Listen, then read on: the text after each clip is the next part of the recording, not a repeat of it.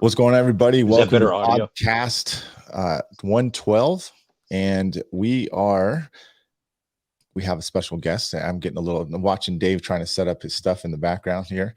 Listen, before we get into our discussion with Dave Schaulat, I would like to mention a fundraiser or something to help the needy children and families in Ukraine. I left a link down below or in the description, and if you guys could just find anything in your hearts to give a donation, that would be very helpful. We will have some giveaways too. Joe, I didn't tell you this, but you're in the background. We are gonna have some tool giveaways and stuff like that to help raise some money for that. So please find some time, check it out, and donate what you can. All right. I do have a video on my Dent Trainer page and Dent Time page. So if you want to watch a little bit more about deeper dive of what it is and what it's about, please do that. The other thing is the Mega Media event is coming up April 28th, 29th. And then you've got Anson's open house the 30th. My event's almost sold out. So we have a pretty good group. I hope a lot of them are actually coming back, but we have some new ones, new people too. And I hope to see you as a new face as well. So don't forget April 28th, 29th, and then the Anson event, open house, April 30th on Saturday. All right. So welcome, fellas. How you guys doing? We got Joe Garcia and Dave Schaulat. I'm going, Joe, you guys all know that. So Mr. Schaulat. Hello, Dave. How you been, man? Man, your camera makes you look like you're like 300 pounds, dude. it was like,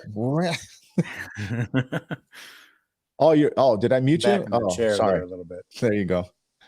You're good. Oh, there we go. Good. Is the audio good now? Yeah. Sounds clear. Yeah, that sounds good, 1, Dave. 2, 3. Okay. Yeah. So like I was leaning back in my chair there a little bit, and it made me look a little bigger than I am, of course, but it's just the nature of the beast.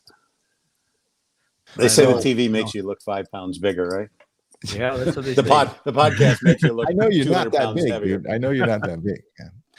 No, so, and in all full disclosure, I had a colonoscopy because same as you, Mike, and a belated happy birthday. I meant to say that to you yesterday, and then we got twisted up on our dates yesterday and today. So I didn't post anything or send you a message because I'm like, I'll just tell Mike happy birthday.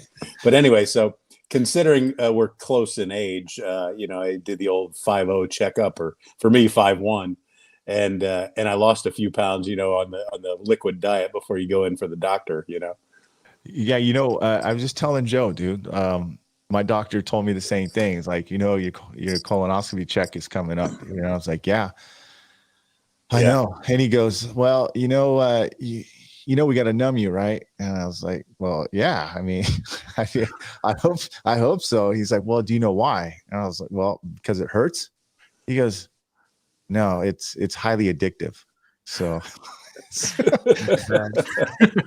like, nah, dude. How to get a new doctor, Mike? Yeah. So, and they've heard all the jokes before, so don't go down that road either.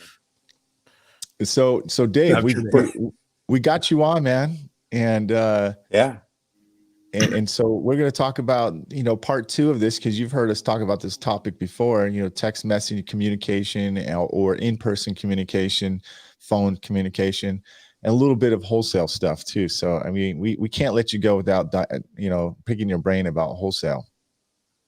So sure, I'm gonna let you steer the ship, man, because I know you had some good thoughts about these topics. So what's on your mind? Well, both you and Joe in the previous few episodes had gone over estimates, and people are now like just texting. And Joe, obviously you're mobile like I am.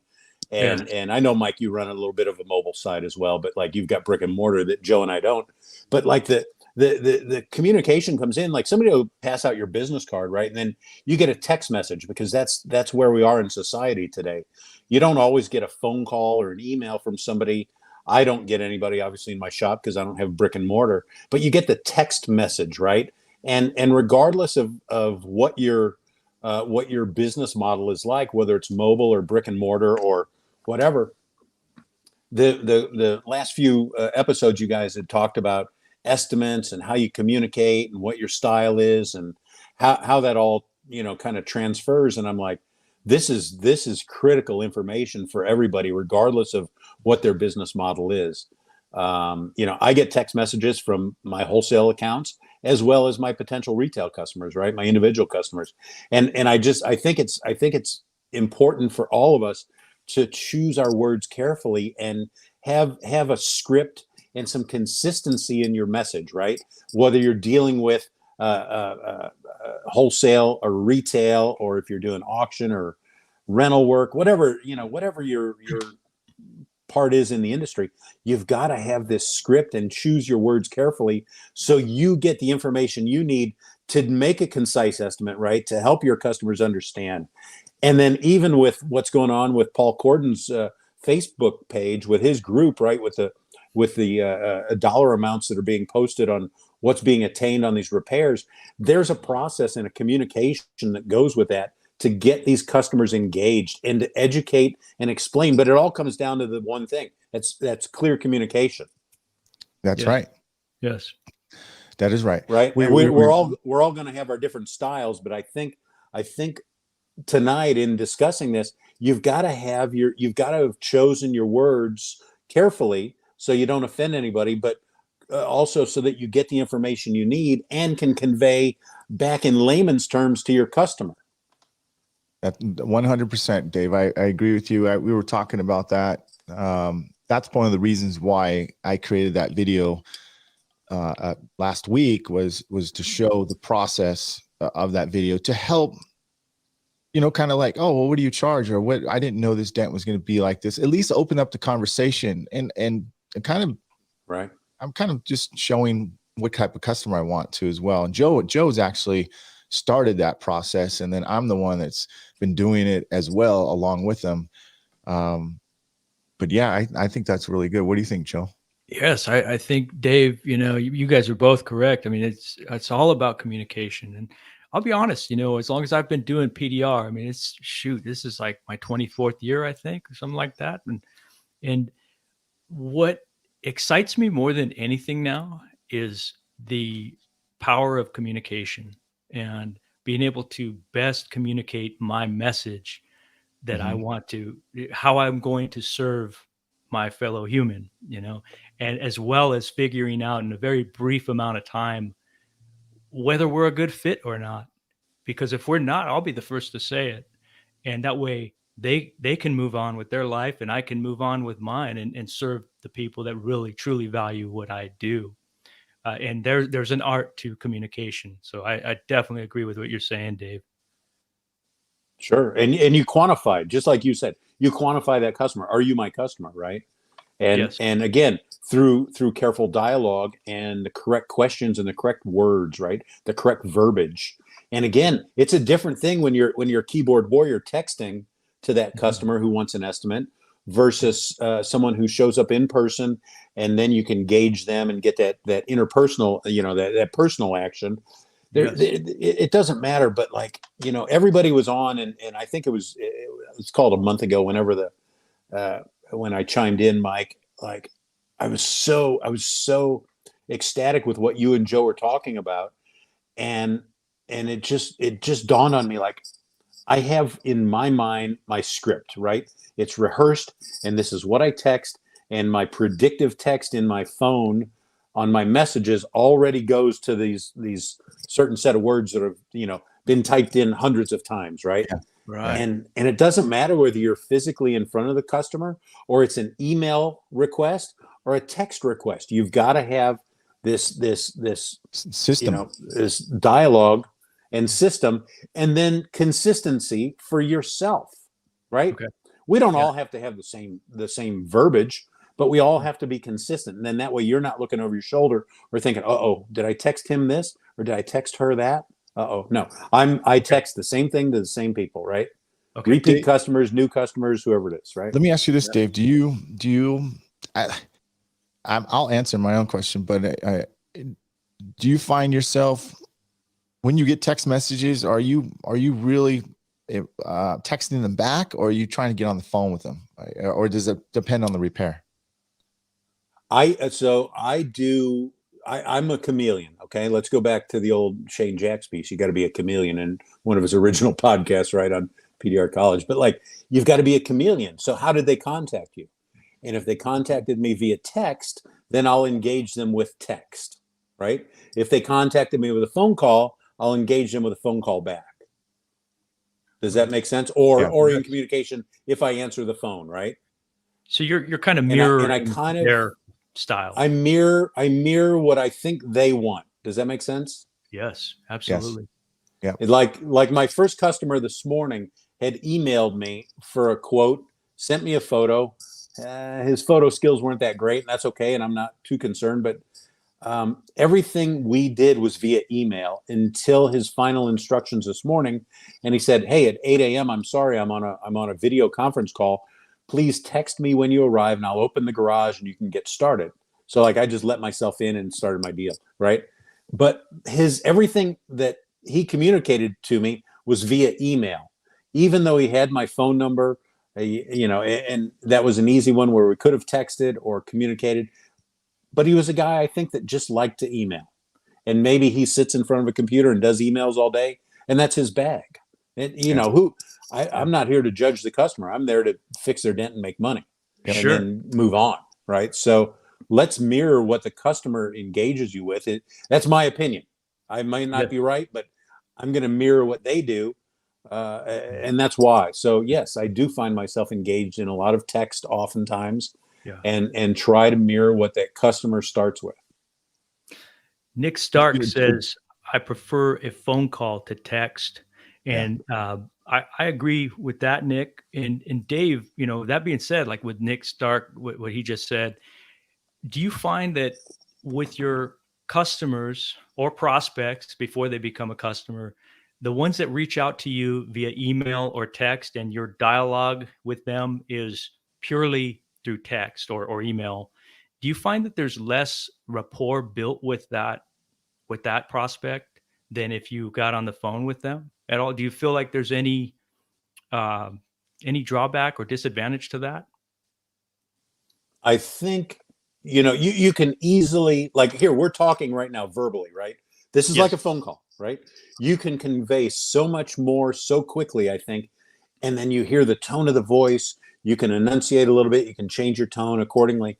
You can convey so much more through a phone call or what we're doing now verbally, right? Than you can via text. And that's why you got to be careful, I think, when you choose those words, when you choose to text and email. Yes. Because it's written word, not spoken word, right? Right. And so absolutely, I think you can easily build rapport more quickly with a phone call than a text.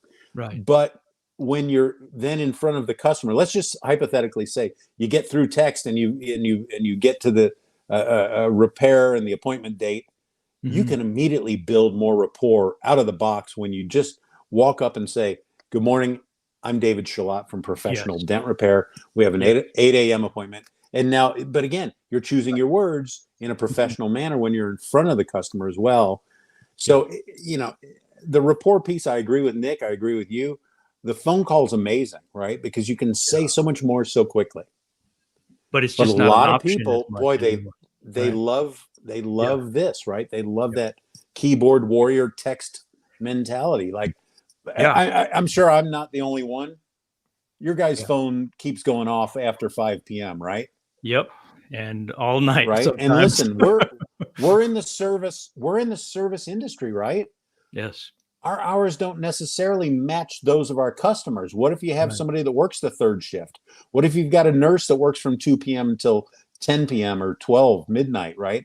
Absolutely. What if, right? You've got to, and then it's convenient for them. Yes, we all have the silent button on our phone and so on, but like, I don't answer texts past a certain hour. I try to get home and have dinner with my family and set my phone to silent, but like, we're in the service industry, and at some point you have to respond in order to engage, and they'll respect that if they're a second or third shift worker themselves. But like a lot of things go on out of sometimes I think out of convenience and or privacy or consideration. Sometimes, like, it's easier to text sometimes and say, "Hey, when you have a chance, give me a call back. I have a dent. I'd like to discuss with you, calling, repairing it, or text back, or whatever it looks like, right? But like sometimes those people are very polite and considerate as well, understanding they're texting you at 9 p.m. or 3 a.m. or we've all gotten that drunk phone call at 2 or 3 a.m. going, "Oh, I just wrecked my buddy's car. You got to help me now, bro." Right? But like, there's a way though. There's a way and a process, I think, for all of us to engage, regardless of in front, email, text, a request from the website, right? Whatever it looks like, right? But I think that communication piece starts everything, doesn't it? Right? Because if you don't answer, you don't get the business. But it starts everything, and you set the tone.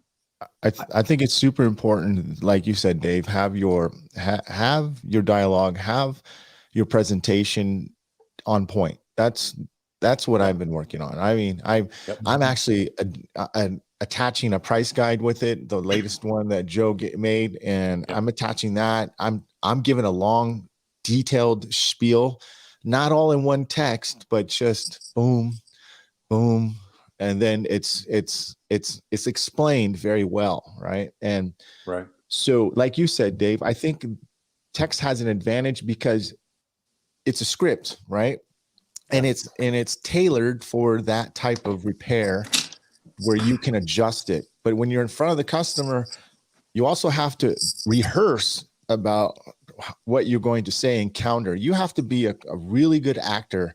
And I'm not saying you're trying to fool the customer in any way, shape, or form, but you have to be prepared about what kind of reaction they're going to have, what type of answer they're face to face. Some people are way more comfortable, like Paul or Joe, getting in front of the customer.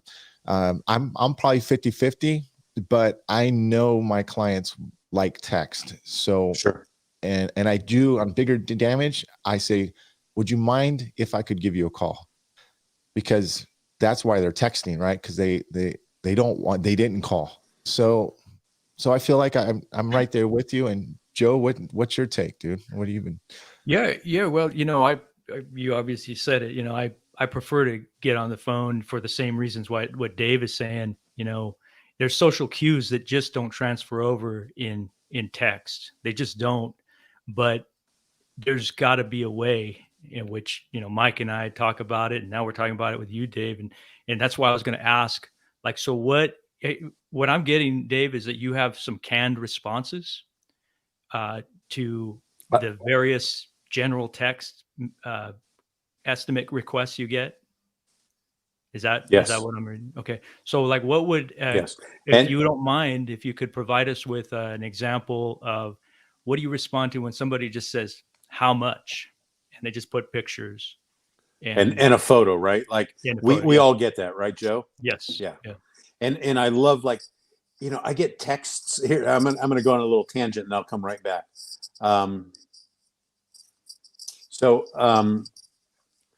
Sorry, I just had a little message come through, a text message come through right now. So, like we've all had it, and I usually get it from my wholesale customers sometimes, where I get a photo, right, from somebody, and I've got them stored in my database, so I know who texted me, and I get a photo, right, but nothing else. Yeah. What do you want? Yeah. There's no request other than a photo of damage, right, that's been sent. We get that. And so I chuckle at that sometimes, when you get that from a service advisor or a body shop estimator, right? I'm like, okay, I'll wait for them to text what they want.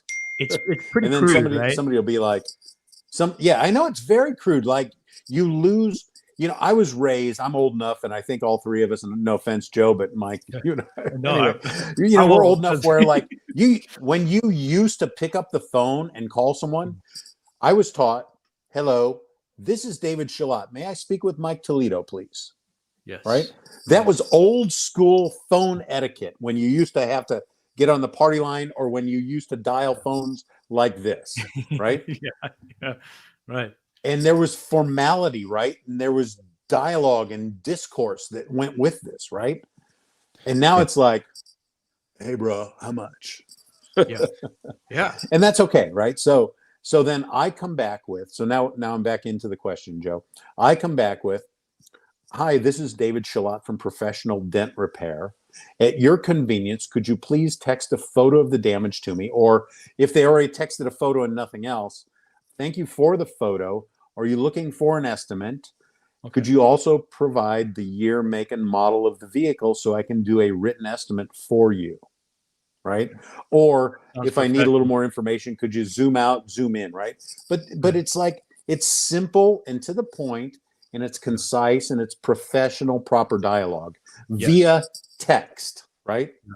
So Right. could you please, at your convenience, because maybe they sent something they had saved in their phone from last week when it happened. So Right. at your convenience, because maybe they're working, so like I choose those words just carefully enough to be considerate, but letting them know I'm engaged and interested, right? Right. Right.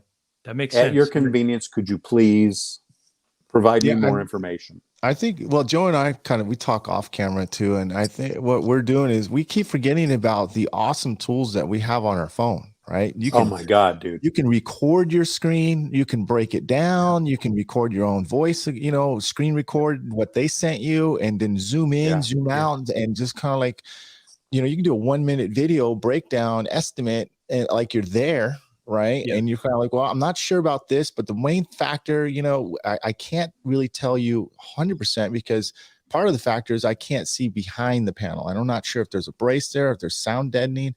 So I don't think we take enough, basically, Dave, advantage of the tools that we have with that phone, right? Sure. And you can now, even if you don't want to do a video, you can do a voice recording back to them. Yes. Yeah. That's powerful. I was going to mention that, Mike. I do that quite a bit, especially with my iPhone. I have two numbers. I've got my iPhone number, and then I have what's called a sideline for the other part of my business line. But on the iPhone one, I can record my voice and I can say, "Hi, this is Joe Garcia. Thank you for sending the pictures. Here's what, basically explain it." And I can give my energy. And I feel like a lot of times that is very helpful because it makes them feel a little bit more comfortable, like there's a human on the other side. But it's not always possible, What am I doing? and, Sorry. that's okay. Like I said, I have my sideline, and it doesn't have that. It's almost like using an Android device, and they can't send a voice message. So then I have to get creative with my wording. I try to call them first. There we go. Sorry. Never mind. That's okay. I try to call them first, but if they don't respond, I've sent video response, and we're with like a selfie saying, "Hi, I'm Joe Garcia. Thank you for sending this. Sending me the pictures, and I'm going to send you a brief video that shows a dent similar to yours, and how we fix it." And it doesn't always work though, but it's, I think, a good way to rule out the nachos. Like I think John Scotto was mentioning. He said RPM Dent Repair. That's John Scotto, right, Mike? Yeah. I was going to get to his comment right there. He says he has a hard time texting. So if he needs to know what they're thinking in their tone of voice, otherwise he's not sure if it's not your customer. So it's tough. That's not Scotto RPM. That's God, help me. Yeah, that's John Scotto. Oh, is it John? Yeah. You okay? Yeah. Okay. Yeah. RPM. I get him mixed up with Ryan, RPS. Yeah, that's who I'm thinking is Ryan. Yeah. Okay. Sorry, it's RPS. Sorry. There we go. Yeah. So that's a great response, Dave. Super professional, and I feel like just those words right there. Like if I was the super casual, modern texter saying, "Hey, how much?" or just send you a picture and just want a price, I would feel like that would reel me into kind of speaking your language a little bit, even though I'm sure that's not always the case. So after you present that to them, at what point, I'm sure they're going to fire back with how much, right? And how do you communicate the pricing for through a text message? Is there an easy way to do that? I mean, other than just throwing a number out there and never hearing from them again? So the Big Mac is $3.99. No. You have to have a menu, right? Like Mike and I have talked about this on previous podcasts, right, Mike? Like, you got your pricing. We have our pricing guide now, right? We have our menu. You can't debate it. You can't discuss it. You can't argue with it. This is the deal. Yes, of course, we'll have variables, but like, so Joe, my point then, when it gets to the time for that nut and bolt, you take a photo. Mike, you're so right. These phones are so powerful and incredible. I got to put my headphones in a little stronger there. But like these phones are incredible. You can do everything from them, right? Yes. You take a photo, you can attach it. You can attach your customer's text photo to the estimate, right? You can scale it. You can zoom in. You can do whatever you need to do. And then, Joe, I just simply go into Mobile Tech RX and I type in, the year, make, and model, the information I have. It pulls it up. I guess the color, because usually I'm pretty good about that. But you get the color code, right? You have a picture of the vehicle on your estimate on Mobile Tech RX. Nice. I'm not negating your pricing guide that Mike sent me, or mine or yours. No, that's but okay. Like Mobile Tech RX is so easy and professional to use, and so are some of the other platforms. Don't get me wrong. Yeah. But you climb in, you go year, make, model, VIN, blah, blah, blah, whatever information you have, color, a picture of that car comes up. You check the box on the panel or panels that are damaged. You price it out accordingly. You add your R&I, your contingency factors, and it spits it out. And then you can easily do a screenshot and text that back, right? Like, I think most people do this. I really do. This isn't rocket science. But when you text it back, you don't just leave it blank. Don't do to them what they did to you with a picture of the damage going, how much, bro? No, don't do that. Like, engage and communicate and choose your words and send that text screenshot of the estimate back and say, my process removes the damage.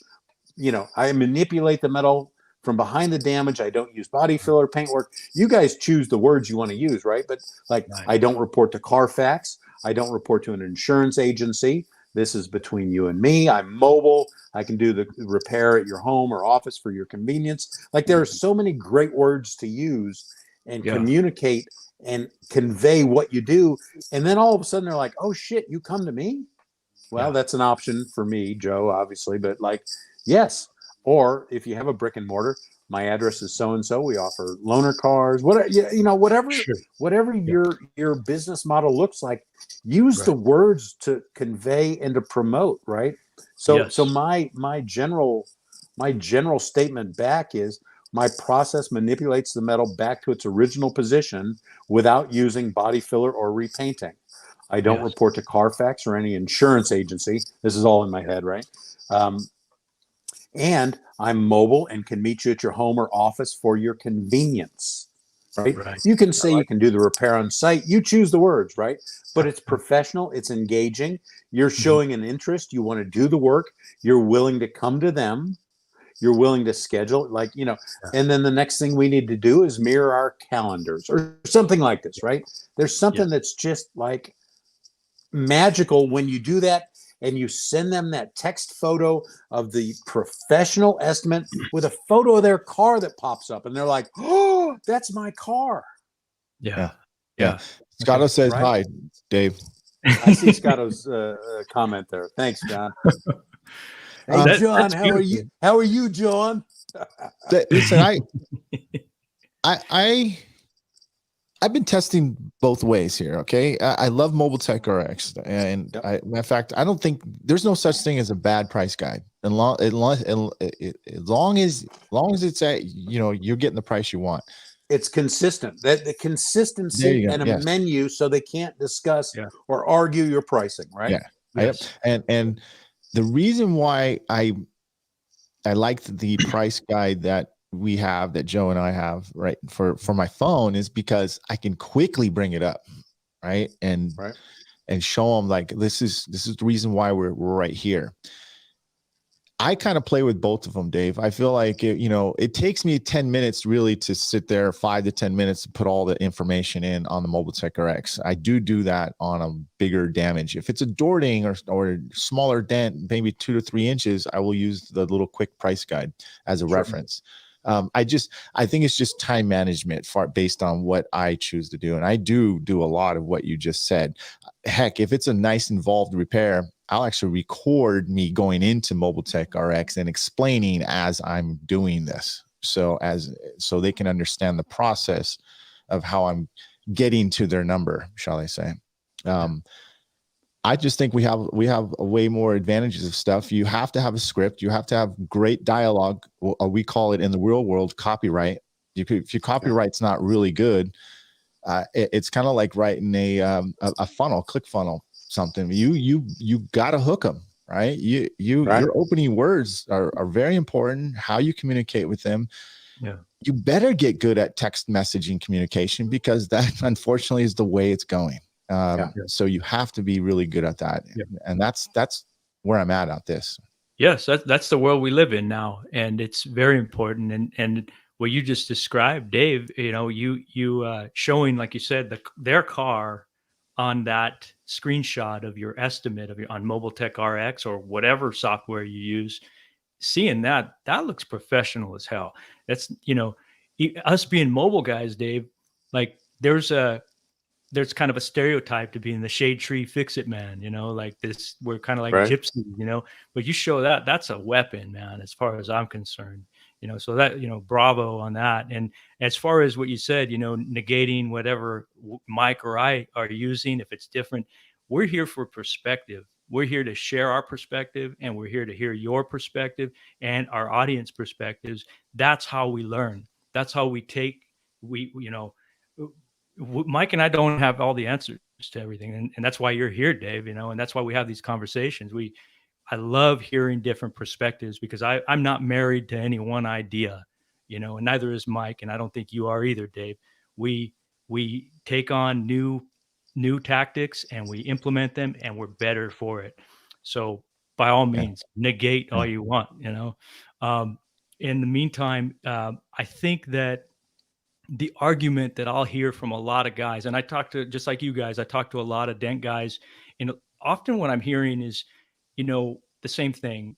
No, the price guide doesn't work. Nobody wants to pay those prices. And I think the argument might be is like, and this is something that I am very challenged with, is anytime I'm putting prices on that text, I know there's a chance that I may never hear from them again, no matter how professional my presentation was of it. What do you say about that, Dave? Like, I'm sure that you don't get them all. I'm sure it works for some people, but what would you tell the dent guy who's asking that right now, saying, what about when they just ignore me or ghost me, as they say, because the price was too high? Yeah, hold that thought. Everybody, we appreciate you guys commenting. We can't always get to everybody. We can't stop their conversation sometime right in the middle of it. We do appreciate you guys asking some questions. We will get to those questions later that you have. So don't think we're trying to ignore you deliberately. We're just trying to stay on track. So sorry, guys. But we appreciate Hi, you Dale. guys. Hi, Dale. We're here. Sorry, Dale. What was hey, Jared Kirk, I saw that. Yeah, Corey. Yeah, you got a little upset, but it comes with the territory. So Dave, go ahead and finish your thought, bro. Good call. Well, if this is a numbers game, right? Just like any sales piece, right? There's a percentage closure, percentage sales, and there are those that are not your customers, the nachos, right? So, like, I think the three of us, obviously, where we are in our position in our lives, in our career, in the industry, this is going to sound bad, okay? And I'm sorry. For the younger technicians that are trying like heck to drive their business and get traction, and they maybe, I don't want to say don't have enough business, but they're new into the industry or newer. Man, the three of us right now, okay, you're not our customer. And then we move on, right? There's a sales percentage closing number that exists, right? I don't care what industry you're in. That's the fact. Yep. Okay. It could be the waitress, the waiter at the restaurant trying to sell you a dessert or an appetizer. Yeah. It doesn't matter, right? There's a closed percentage, and sometimes it's just not your customer. Right. And that's okay. Then it frees you up to move on to those that are. So, yes, this happens, right? There's a way, though, I think. Yes, of course, we can negotiate a little bit if you'd like. That's fine. You can make some price adjustments. You can feel your customer out. That active, engaged communication on the phone, right? Yes. You're going to get a better response verbiage than you are text, right? The spoken word, not the written word. But yes, there's going to be a percentage that you don't get, period. End of discussion. It is what it is.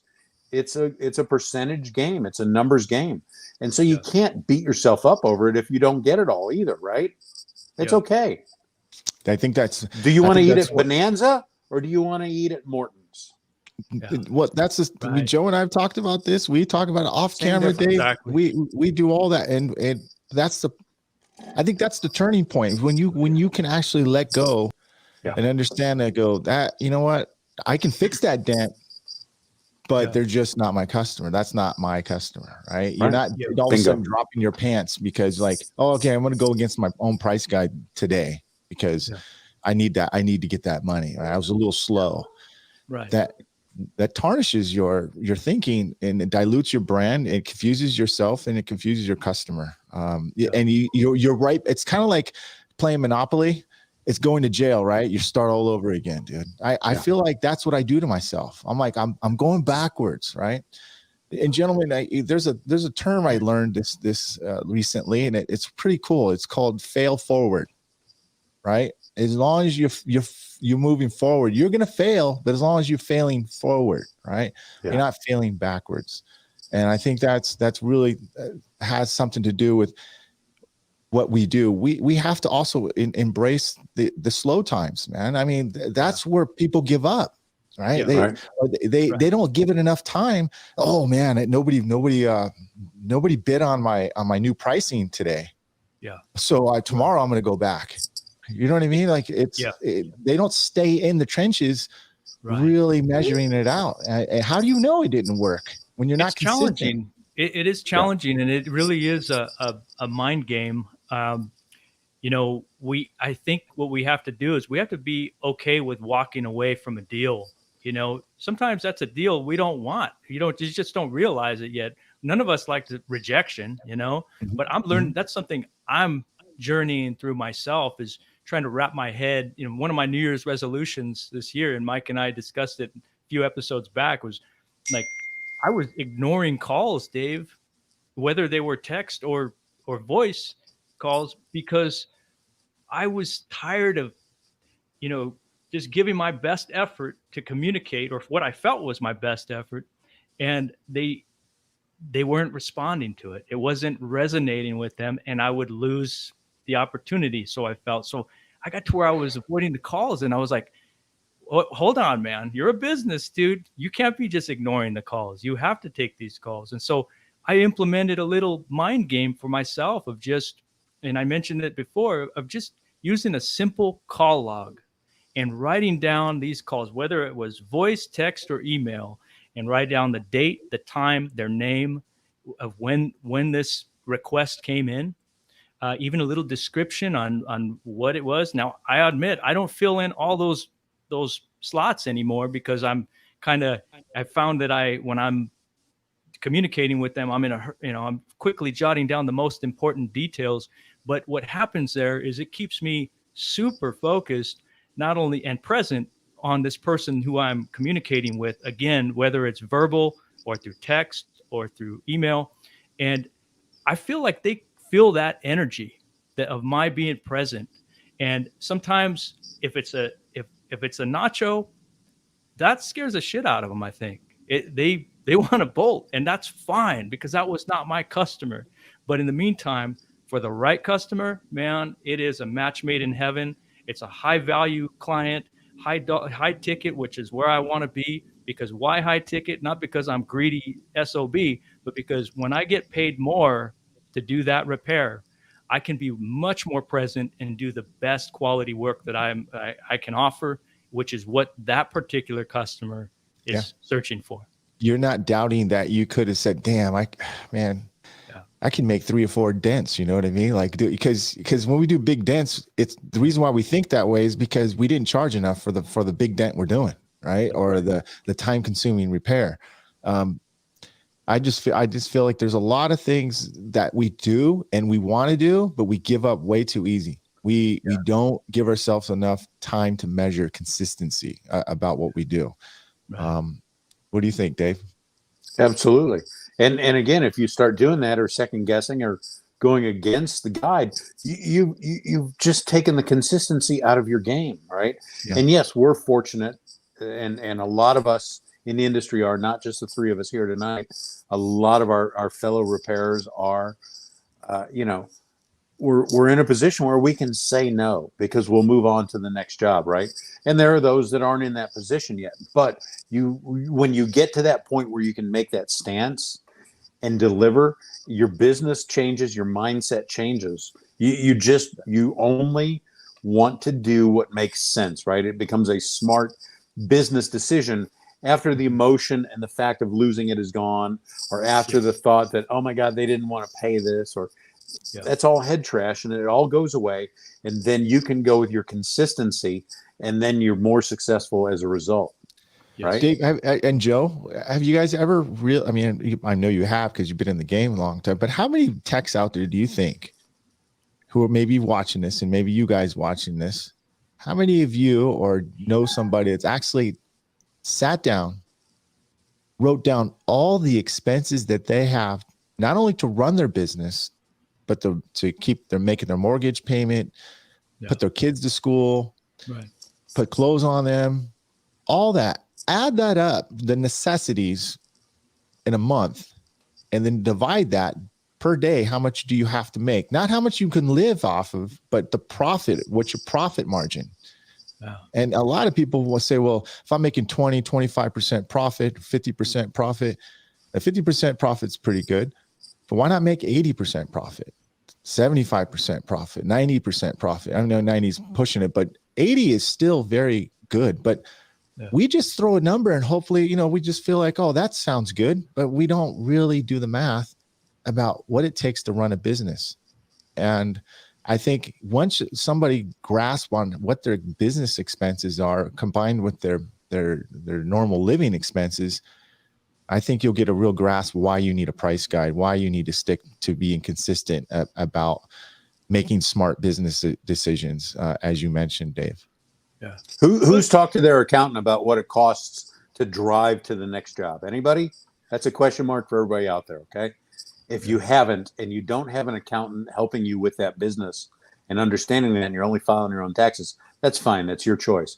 But when you get professional help and you surround yourself with successful people and you get that information, your mindset changes dramatically, right? It's like Dave Ramsey saying, hey, when you get to that point, or you pay off your house, or you start looking at it and you have a budget, you start thinking differently, right? Your mind focuses differently.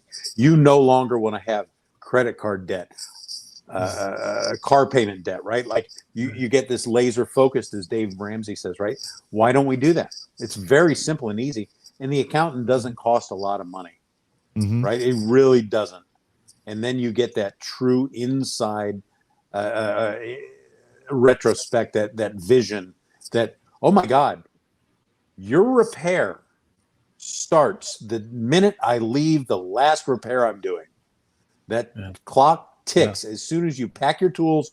And for me and Joe, obviously running mobile, my next client's job starts the minute I leave that previous customer's repair, right? And there's a cost associated in driving from A to B. That's simple, plain accounting, right? And now that gas is, how much is it in California, Mike? Fuck, don't tell me. $6. Yeah. Bloody hell. And we bitch, but look, you guys know I've lived in Europe for a few years.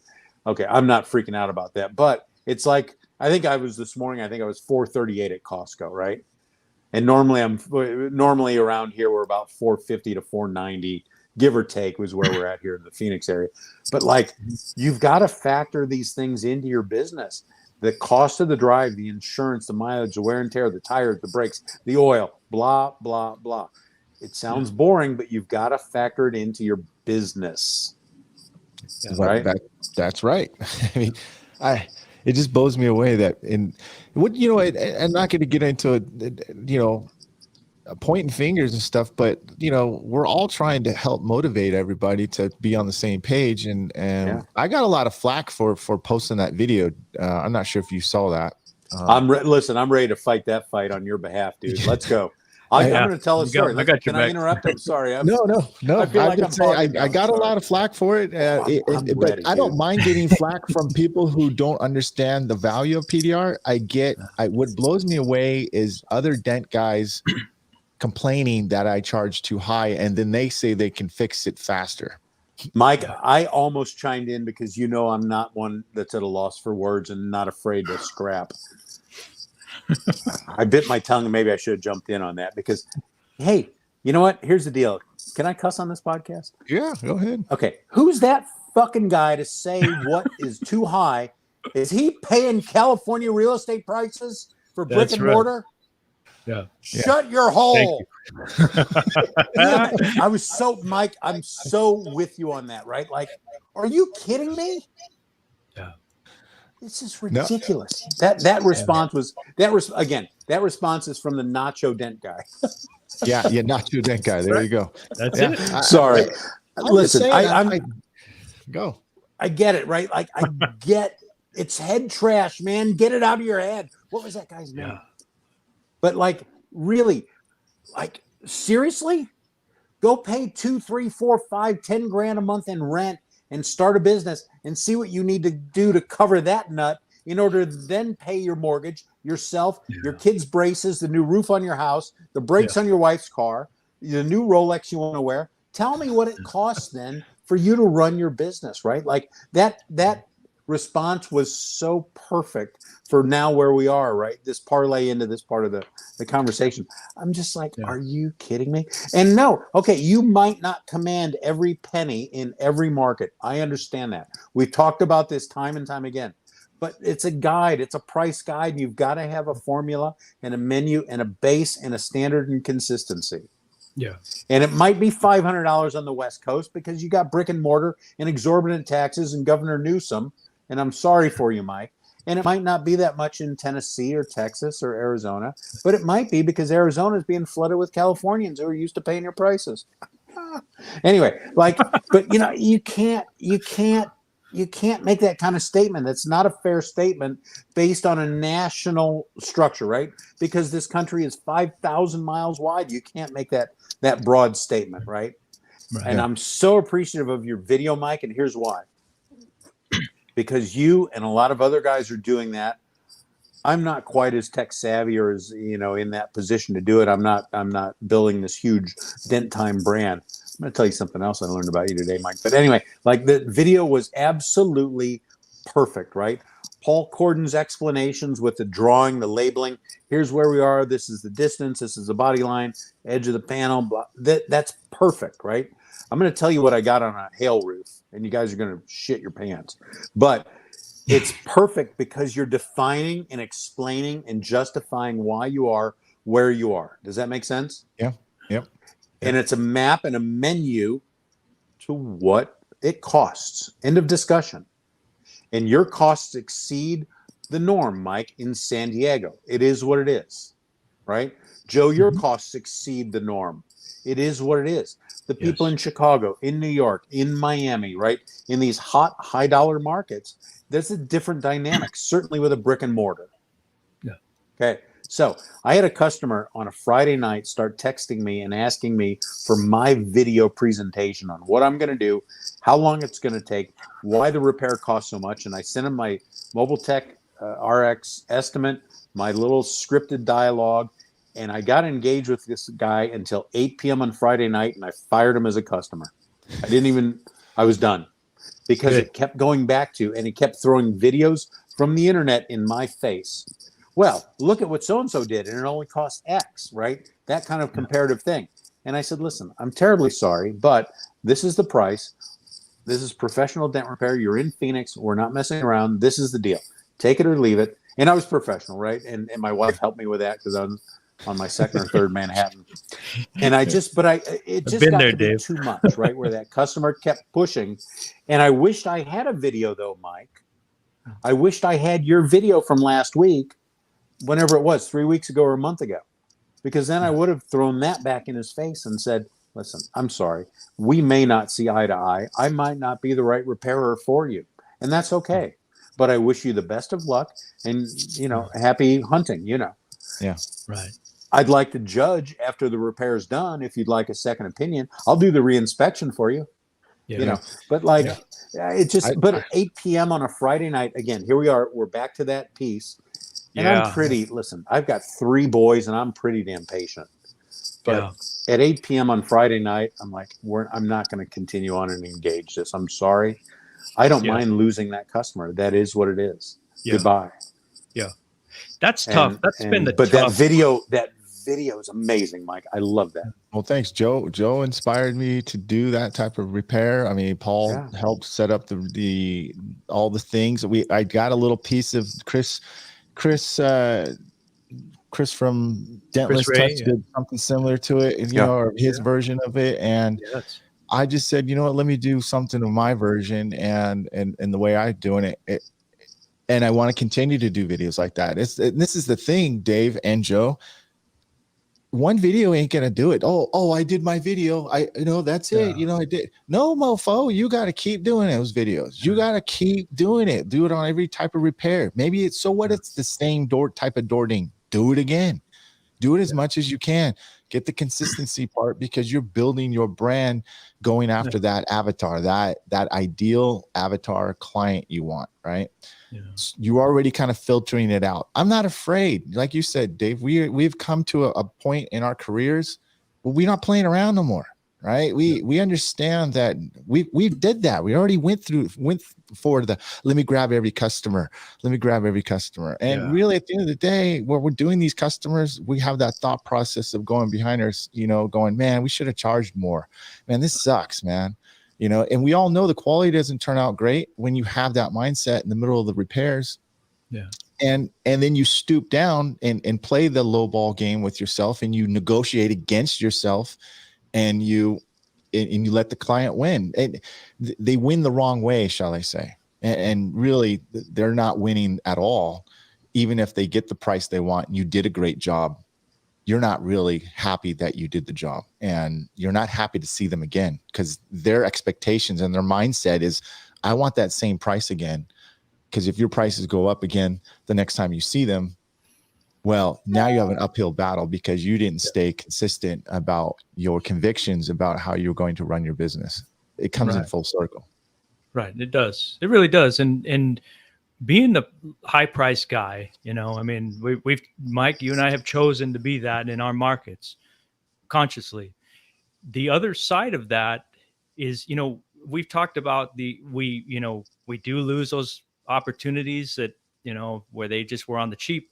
But the other side of that is that people come to know us as the high priced guy.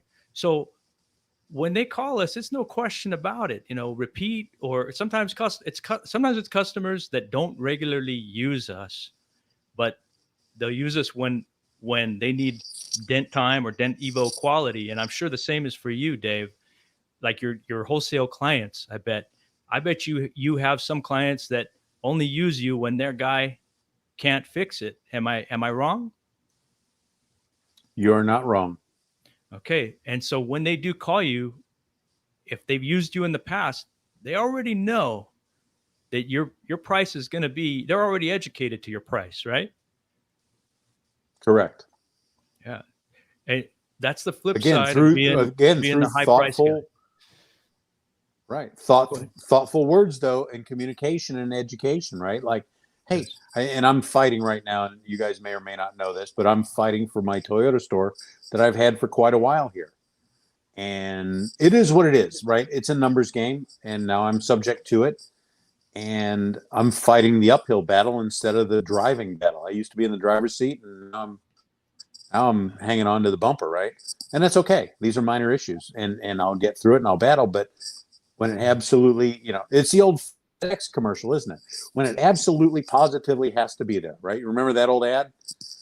And they call you for that. And now my Toyota store is calling me for the WEOs that aren't being done properly by the cheap vendor that they've gone with.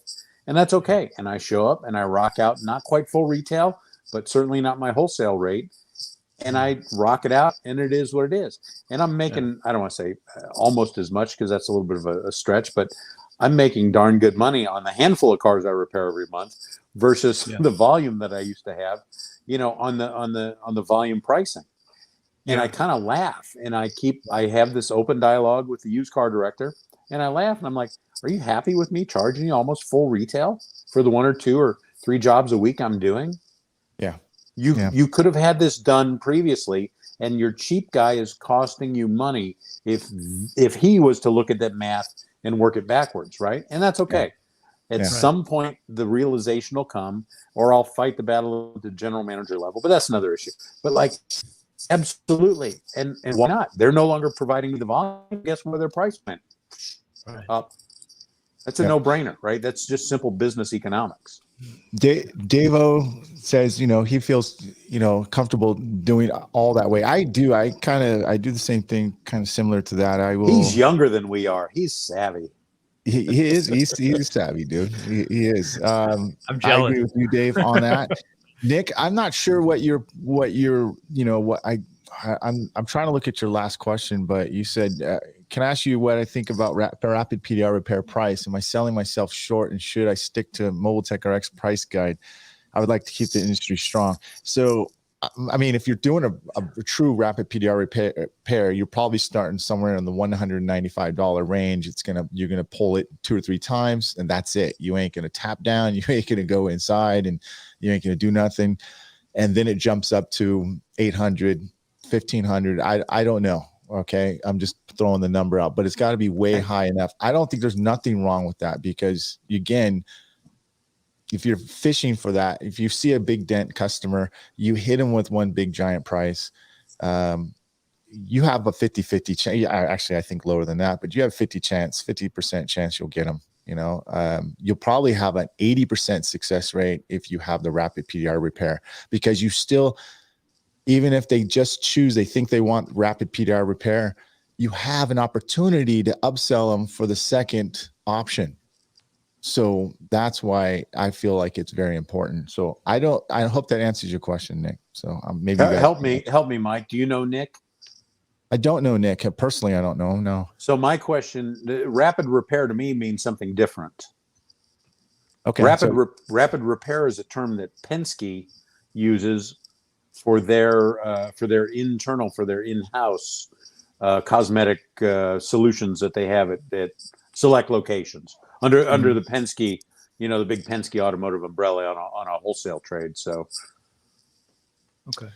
Oh, so he gives them 4 hours. I'm wondering if Nick is using Penske's rapid repair term. No, he's using. I see what he just posted there. Yeah. He's listening. He's talking about the rapid, like the cold glue. Yeah, just something quick and easy, rough it out and be done with it. Mm-hmm. Yeah, Dave, we had a conversation a couple episodes back where we did a show on what Mike calls rapid repairs. And it's basically like you said, cold glue something out. And we basically went back and forth, and I told him why his idea sucked, and he told me why my idea sucked, and kind of went back and forth. I might have been on vacation that week and didn't catch the podcast. I'm sorry. Yeah. Anything you guys want to add to this? Because I've got to run pretty soon, dude, unless you guys want to keep going. I'd like to add something. First of all, Dave, I'm sorry that you're going through that with your Toyota store, man. I feel your pain. I went through that with a huge account a couple of years ago, and I still feel the repercussions from that. And I look back at, how I could have done things differently, and I certainly could have, but it's interesting that you brought that up today, because Dave, my friend Chris Brown and I were talking earlier today, specifically about, what happens when that goes, when your dealer client relationship starts to go that direction. it's more and more common now because there's just such a high supply of dent guys, especially on the wholesale level. So I think it's happening to a lot of us. And, I think this is the groundwork for another show in the future. And I think we should have you back on, Dave, and we should talk about that, because I think a lot of guys want to know, what are ways to deal with it. And it sounds like you're reinventing yourself already within that client relationship. Well, I'm diversified enough as well. So, like, I don't want to say it wasn't a big hit, because that would be a lie, but, I'm diversified enough so that I'd like to have that account, and I'd like to have the account because I believe in that dealership group's principles, right? They don't work their people from 7 a.m. until 9 p.m. every day and demand everything. They're a very giving, fiercely loyal, wonderful behemoth in the auto industry to work for. But, at the same token, that's okay. It's a numbers game. It was mine to lose. There are a couple of circumstances around it, including some of my travel for Kiko, and I'm not blaming anyone. Those were my choices. But, the used car director and I have had the conversation, hey, this new company can't do what you do. Yeah. And I haven't quite gotten over that hump with him yet, and that's okay. The fact of the matter is, they were there when I wasn't on a particular issue, or, again, it's timing. That's how I got the account, right?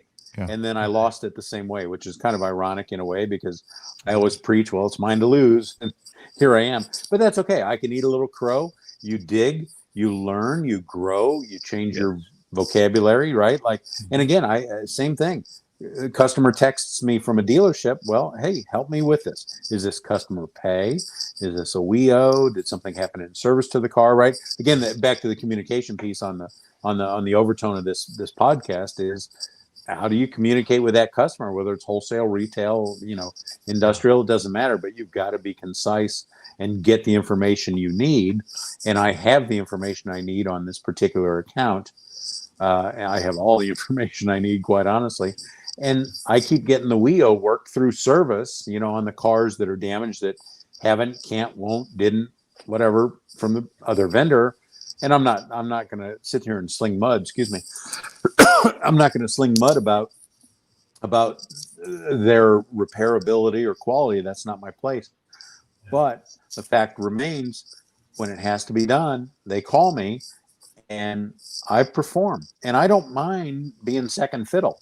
I don't mind being second fiddle at a higher price. You know why? Because now it's quality versus quantity.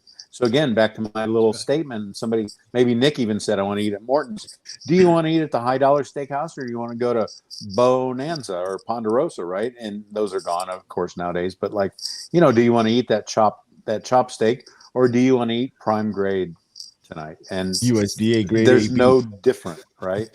We want to be the prime grade in our industry, right? There's nothing wrong with a high priced dent guy. Nope. Do you know what? Not at all. I don't know why we care. Why are we even talking about it? Why do we care? Why do we care? Why do yeah, we we're care? done. Right? And Mike, forget the podcast and education. Screw everybody. Why do we care anymore?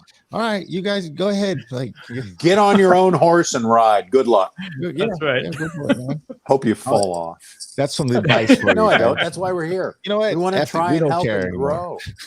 We want to try and help and grow and educate. That's why we're here. And a few people here, listen, are better men than I. Then statistically wise, there's less than 10% of the people here will take our advice and consistently do it. Yeah, that's what's crazy. So back to my point, it's a numbers game, right? It is. It's a numbers game. At the end of the day, the choice is ours. Yeah, the choice is ours. Nobody's telling these guys to be price takers. They're telling themselves to be that. Yeah. We have the choice, and we have to stick with our choice and know why we made that choice. So, all right, ladies and gentlemen. Statistically, the number one day for colonoscopy is Tuesday. It's the numbers game. All right, you guys. Thanks a lot for watching. We appreciate you guys hanging in there. We'll catch you guys later on the next podcast. Joe and I are going to try to shoot for Mondays because we don't want to overlap on somebody. We're trying not to do that right now, but apparently we went over. So we will try to do it on Mondays. I don't think there's no podcast going on Mondays. I don't think so. Anyways, we'll see you guys later on the next episode. Dave, thanks a lot for coming on. We appreciate you. Thank you, Dave. See ya. Love the industry.